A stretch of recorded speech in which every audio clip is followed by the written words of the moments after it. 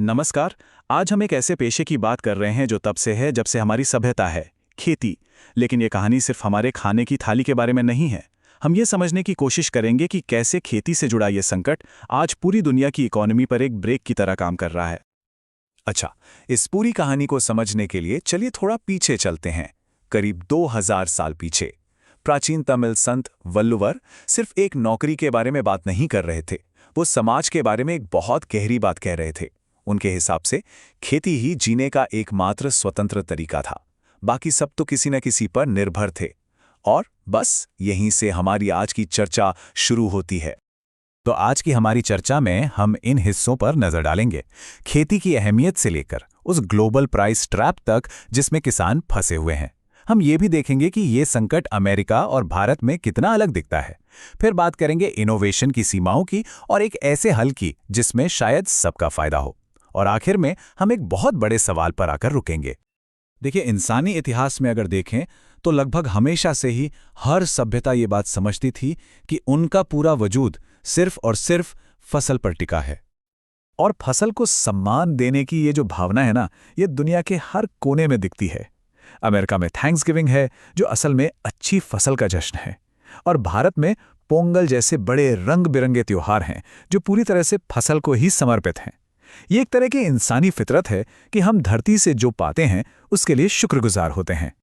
तो सवाल ये उठता है कि अगर किसान इतने जरूरी हैं तो आज हम इस मुसीबत में फंसे कैसे।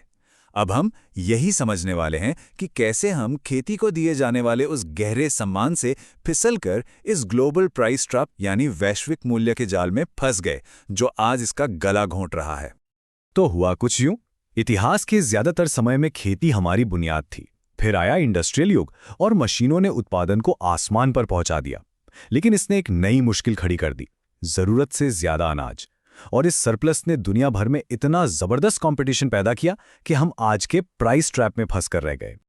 इस पूरी समस्या के दिल में एक शब्द है, कमोडिटाइजेशन। अब इसका मतलब क्या है?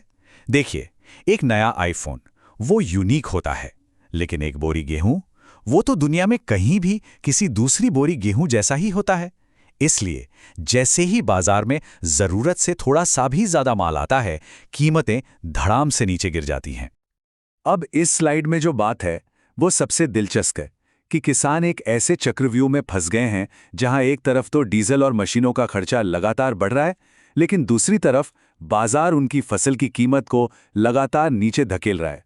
वो पूरी तरह से एक जाल में फंस चुके हैं।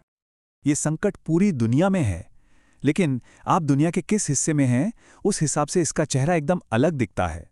चलिए दो दुनियाओं की तुलना करते हैं, अमेरिका और भारत, ये देखने के लिए कि एक ही समस्या कैसे अलग अलग शक्लों में सामने आती है। और ये फर्क एकदम साफ है। अमेरिका में बड़े बड़े मॉडर्न फार्म दिवालिया हो रहे हैं, वहीं भारत में, जहां खेती इकोनॉमी का एक बहुत बड़ा हिस्सा है, छोटे छोटे पारिवारिक खेत आत्महत्याओं की एक दर्दनाक लहर झेल रहे हैं। दोनों जगहों का स्केल अलग है, लेकिन उसके पीछे की जो बेबसी है, जो हताशा है, वो एक जैसी है। तो ये सब देखकर एक बड़ा सवाल मन में आता है ना? और यही हमें हमारे अगले सेक्शन पर लाता है, इनोवेशन का जाल।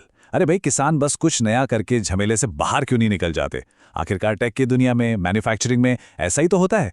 कंपनियां खुद को बदलती रहती हैं, तो फिर खेती में क्या अलग है?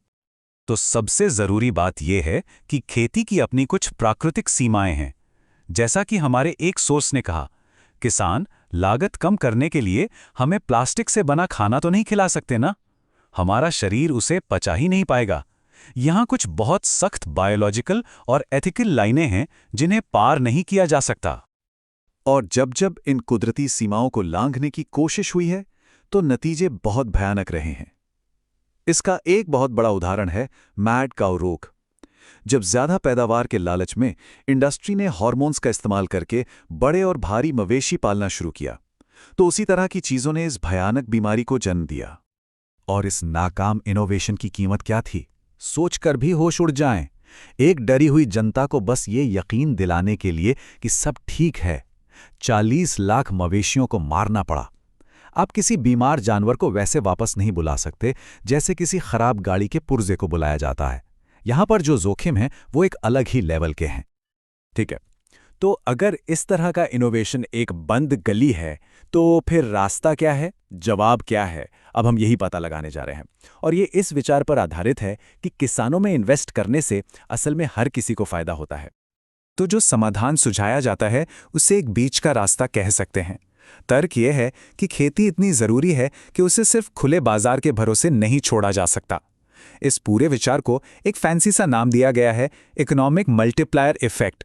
लेकिन इसका मतलब बहुत सीधा है। किसानों की मदद करना कोई खैरात नहीं, बल्कि एक बहुत स्मार्ट इन्वेस्टमेंट है। आइए देखते हैं कि ये असल में काम कैसे करता है। मान लीजिए किसी खेत में थोड़ा पैसा लगाया गया, शायद बेहतर कीमत देकर या लोन देकर। तो सबसे पहले क्या होगा? किसान एक नया ट्रैक्टर खरीदेगा। बूम, स्टील इंडस्ट्री की सेल हो गई। उसे ट्रैक्टर के लिए डीजल चाहिए होगा, तेल इंडस्ट्री को फायदा हो गया। और फिर वो पैसा गांव से निकलकर शहरों के बैंकों, इंश्योरेंस कंपनियों तक पहुंचता है। ये एक ऐसा आर्थिक पहिया है जो खुद ब खुद घूमता रहता है। तो यहां से जो सीखने वाली बात है वो बहुत सीधी है, लेकिन उतनी ही पावरफुल भी। एक हेल्दी एग्रीकल्चर सेक्टर किसी भी देश के लिए सबसे स्मार्ट इन्वेस्टमेंट में से एक है। इसका मतलब है सबके लिए एक मजबूत इकोनॉमी, शहरों में लोगों के लिए सस्ता खाना, और ये हमारे गांवों को भी जिंदा रखता है। देखा जाए तो ये हर किसी के लिए एक विन विन सिचुएशन है। और यही बात हमें हमारे आखिरी और सबसे बड़े सवाल पर ले आती है। अगर हम ये मान लें कि खेती में इन्वेस्ट करने से पूरी इकोनॉमी को फायदा होता है, तो फिर सबसे बड़ा सवाल ये है कि ये पैसा लगाया कहाँ जाए? कहाँ इन्वेस्ट करने से सबसे ज़्यादा फायदा मिलेगा? क्या ये नई टेक्नोलॉजी में है, या खेत मजदूरों की बेहतर हेल्थ केयर में, या फिर बड़े बड़े इंफ्रास्ट्रक्चर प्रोजेक्ट्स में? दुनिया भर के नेताओं के लिए इस सवाल का सही जवाब खोजना आज के समय की सबसे बड़ी चुनौतियों में से एक है।